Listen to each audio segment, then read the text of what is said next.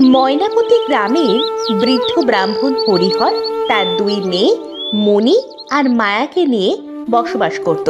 তারা ছিল খুবই দরিদ্র। বাড়ি বাড়ি গিয়ে হরিহর পুজো করত আর তাই দিয়েই সংসার চালাতো। কিন্তু তিনজনের সংসার চলার মতো এত টাকা পয়সা তাদের ছিল না। দুই বেলা খাবার পেলেও একবেলা উপোস করেই কাটতো। একদিন হরিহর বাইরে থেকে বাড়ি ফিরে মায়া আর মণিকে ডাকতে থাকে। মায়া, মণি, কোথায় তোরা মা? বাইরে আয়। মণি তো বাড়ি নেই, বন্ধুদের সাথে খেলতে গেল। কি হয়েছে বাবা? তুমি না সরকার বাড়ি পুজো দিতে গেলে, এত তাড়াতাড়ি চলে আসলে যে? হ্যাঁ রে মা, গিয়েছিলাম তো, কিন্তু কি হয়েছে বাবা? তুমি এভাবে কথা বলছো কেন? আমাদের হয়তো দুই বেলাও আর খাবার জুটবে না রে মা। এ কি বাবা, তুমি কাঁদছো? কি হয়েছে বাবা? এতদিন যে কাজটার জন্য দুই বেলা খেয়ে পরে বেঁচেছিলাম, আজ সেই কাজটাও গেল রে মা। সে কি বাবা, কি হয়েছে খুলে তো বলো।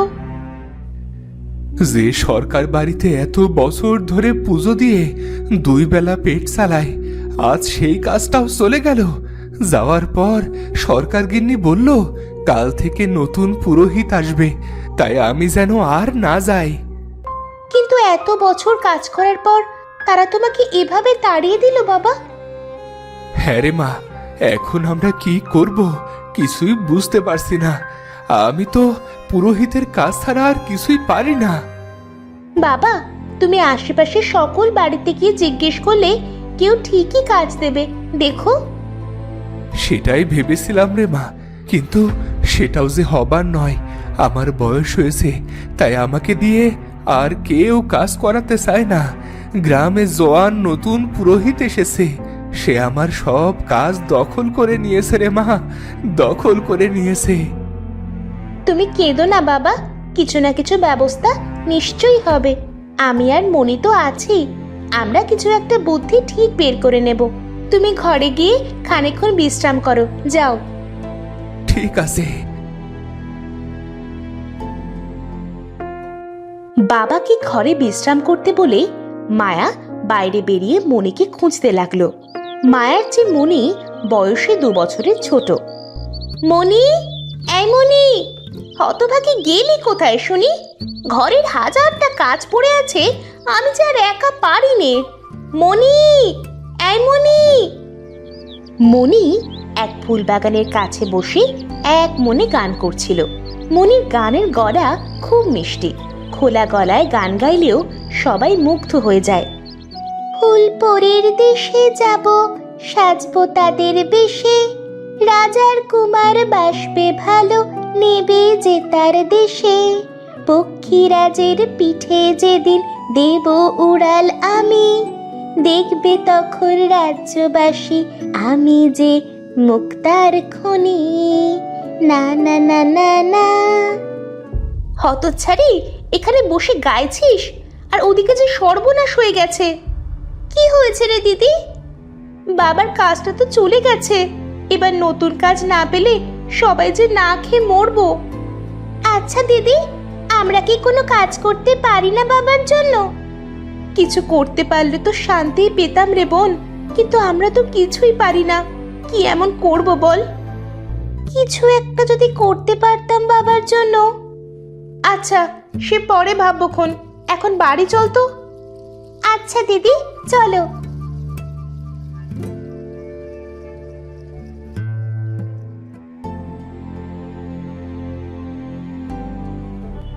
বাড়িতে গিয়ে মায়া আর মনি দেখলো তাদের বাবা গলায় দড়ি দিয়ে আত্মহত্যা করেছে আর একটা চিঠি লিখে রেখে গেছে।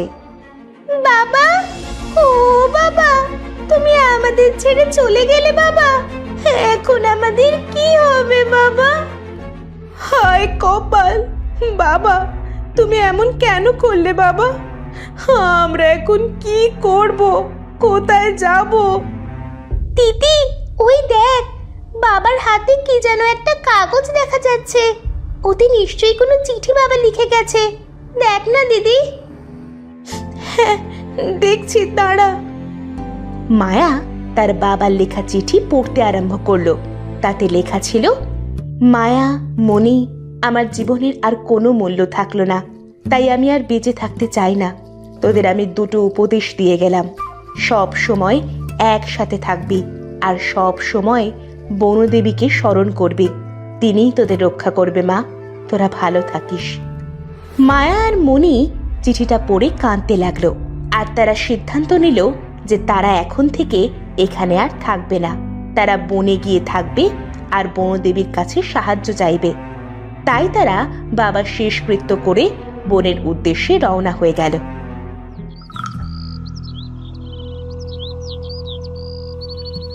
আচ্ছা বোন, আমরা ঘর থেকে বনে তো চলে আসলাম, কিন্তু এখন থাকবোই বা কোথায় আর খাবোই বা কি? বনে যখন চলেই এসেছি তখন বনদেবী কিছু একটা ব্যবস্থা ঠিকই করে দেবে, দেখিস। ওই তো দেখ, একটা বিশাল বড় বট গাছ। চল আজকে রাতটা আমরা এখানেই কাটাই আর বনদেবীকে ডাকতে থাকি। ঠিক আছে, চল দিদি।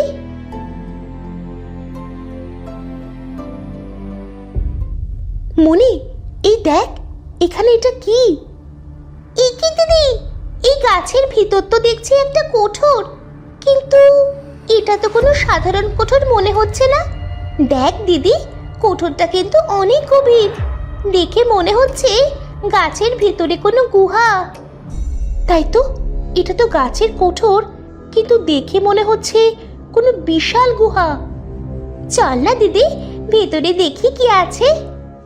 এই না না, আমরা এখনো জানি না ভিতরে কি আছে, তাই এর ভিতরে যাওয়া উচিত হবে না।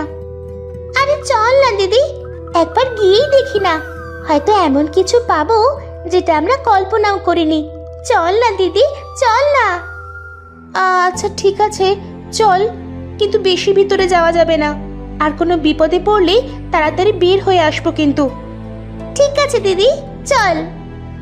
মায়া আর মণি দুইজন গাছের কোঠরিতে ঢুকে পড়ল। ওরা যতই ভিতরে প্রবেশ করছে পথ যেন ততই বাড়ছে। ওরা একসময় বুঝতে পারল যে ওরা এক গোলক ধাঁধায় এসে পড়েছে আর এখান থেকে বের হওয়া অসম্ভব। এই কোন বিপদে পড়লাম আমরা? এই তো দেখি রাস্তাই শেষ হয় না, কোন রাস্তা দিয়ে এসেছি তাও যে বুঝতে পারছি না। এখন কি হবে? আমি আর হাঁটতে পারছি না দিদি, এবার একটু বসে নি এখানে। ঠিক আছে, এখানে একটু বস। ওরা দুজন সেই গুহায় বসে পড়ল আর দুজন মিলে বনদেবীকে স্মরণ করতে লাগলো।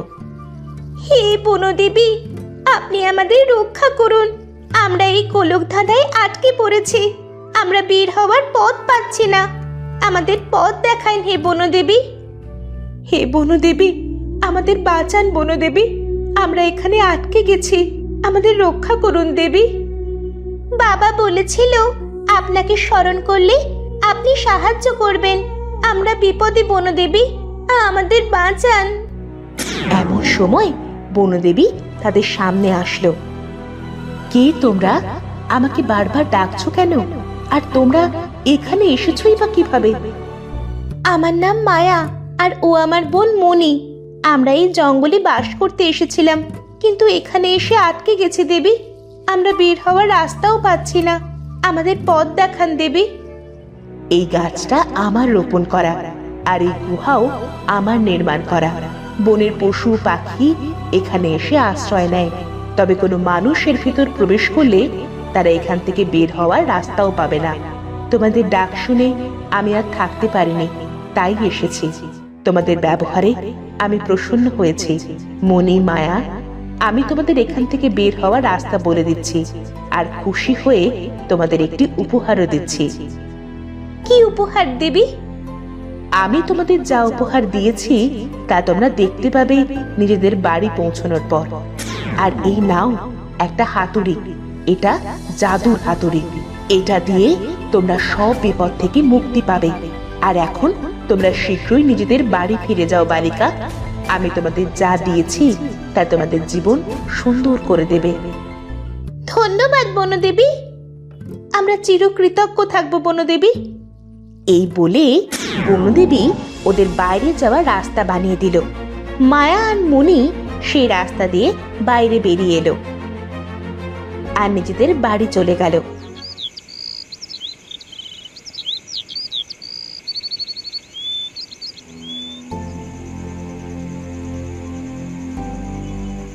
বাড়িতে গিয়ে ওরা দেখতে পেল একটি নতুন সুন্দর পালঙ্ক ওদের ঘরে। ওরা বুঝে গেল যে এটাই বনদেবীর সেই উপহার। এই দিদি, দেখ দেখ, কত সুন্দর একটা পালঙ্ক! এটা নিশ্চয়ই বনদেবীর সেই উপহার। ঠিক বলেছিস, দেবী আমাদের কত সুন্দর একটা পালঙ্ক দিয়েছে। কিন্তু এই দিদি, দেখ দেখ, পালঙ্কর তো মাত্র 2 পায়া। তাই তো, এই পালঙ্কের তো মাত্র 2টোই পায়া, কিন্তু পালঙ্ক তো 4 পায়ার হয়। আরে ভুলে যাচ্ছিস কেন? এটা তো বনদেবীর উপহার। নিশ্চয়ই এই পালঙ্কের কোনো বিশেষ গুণ রয়েছে। তাই হবে হয়তো। কোনোদিন তো পালঙ্কে ঘুমোইনি, রাতও হয়েছে অনেক। চল আমরা বরং ঘুমিয়ে পড়ি। ঠিক আছে, চল দিদি। ওরা সেই 2 পায়া পালঙ্কেই শুয়ে পড়ল।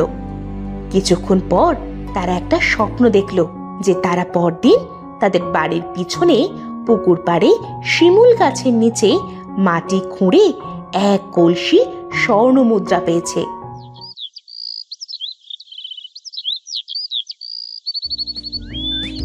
দিদি, আমি আজ একটা স্বপ্ন দেখলাম জানিস। আমরা পুকুর ঘাটের পাশে শিমুল গাছটা খুঁড়ে 1 কলসি স্বর্ণ মুদ্রা পেয়েছি। কি? আমিও তো একই স্বপ্ন দেখলাম আজকে। চল না দিদি, আমরা একবার গিয়ে দেখি। হয়তো বনদেবীর এই পালঙ্কের মাধ্যমে আর এই স্বপ্নের মাধ্যমে সত্যি সত্যিই কিছু খুঁজে পাবো। না হলে দুজন একই স্বপ্ন দেখলাম কেন? আচ্ছা চল দেখি গিয়ে।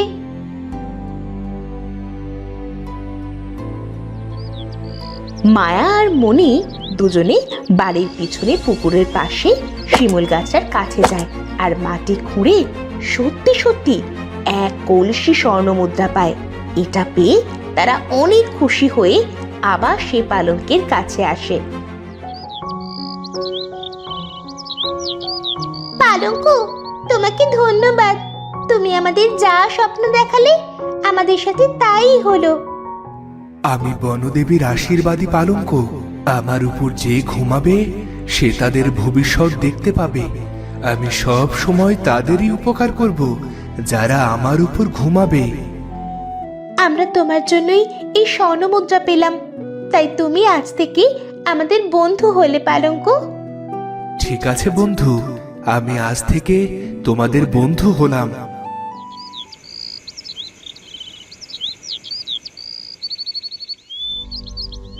পরের দিন মায়া আর মণি দুজন আবার একটা স্বপ্ন দেখল, কিন্তু এবারের স্বপ্ন দেখে তারা ভয় পেল। মণি, আজ আমি এক ভয়ানক স্বপ্ন দেখলাম। স্বপ্ন আমিও দেখেছি দিদি। আমি দেখলাম রাজপুত্র আর মন্ত্রীপুত্রকে একদল ডাকাত আটক করেছে। তারা তাদের অনেক কষ্ট দিচ্ছে। আমিও তো একই স্বপ্ন দেখলাম। তোমরা ঠিকই দেখেছ বন্ধু, এই দেশের রাজপুত্র আর মন্ত্রীপুত্র দুজনেই বন্দী আছে ডাকাত দলের কাছে। তোমাদেরকেই তাদের রক্ষা করতে হবে। ঠিক বলেছ পালঙ্ক। দিদি, মনে আছে বনদেবী আমাদের একটা হাতুড়িও দিয়েছিল? আজ সেটা কাজে লাগবে। হ্যাঁ চল, আর দেরি করা যাবে না। আমি দেখলাম ওরা গ্রামের শেষ প্রান্তে আছে। চল দিদি।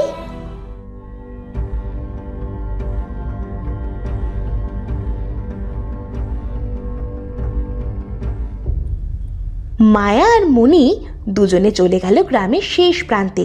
ওরা দেখলো একদল ডাকাত রাজপুত্র আর মন্ত্রীপুত্রকে আটকে রেখেছে। মায়া ডাকাত দলের সামনে গেল আর মণি গেল মহারাজ আর মন্ত্রীর কাছে। কে তোরা? এখানে কি চাস? আমরা তোমাদের শাস্তি দিতে চাই। এই বলে মায়ার হাতে থাকা হাতুড়িটি প্রয়োগ করলো। হাতুড়ি, আমাদের সাহায্য করো। হাতুড়ি উড়ে গিয়ে সবাইকে মারা আরম্ভ করলো আর ডাকাত দলকে ঘায়েল করে ফেললো। আর ততক্ষণে মণি মহারাজ আর মন্ত্রীকে ডেকে নিয়ে আসলো। মহারাজের সৈন্যরা সকল ডাকাতদের ধরে ফেললো। পুত্র, তোমরা ঠিক আছো তো? আমরা ঠিক আছি বাবা। আমাদের বাঁচিয়েছে এই মেয়েটা। কে তোমরা মা? আমাদের এত বড় উপকার করলে? আমরা দুই বোন, মায়া আর মণি মহারাজ। আমরা দেখলাম এখানে ডাকাতেরা মন্ত্রীপুত্র আর রাজপুত্রকে ধরে রেখেছে। আমরা তাই এই জাদু হাতুড়ি দিয়ে ওদের সাহেস্তা করেছি। বাবা, যদি আপনার অনুমতি থাকে তাহলে এই সাহসী কন্যা মায়াকে আমি বিয়ে করতে চাই। মহারাজ, আমিও মণিকে বিয়ে করতে চাই। এটা তো খুব উত্তম প্রস্তাব। মা মায়া, মা মণি, তোমরা কি রাজি আছো? আমি রাজি আছি মহারাজ। হ্যাঁ মহারাজ, আমিও রাজি আছি। বেশ, তোমরা তাহলে সকলে রাজপ্রাসাদে চলো। আর এরপর তারা সুখে শান্তিতে বাস করতে থাকলো। তো বন্ধুরা, ভিডিওটি কেমন লাগলো? যদি ভালো লাগে চ্যানেলটি সাবস্ক্রাইব করে বেল আইকনটি বাজিয়ে দিও। দেখা হচ্ছে পরের ভিডিওতে। ধন্যবাদ।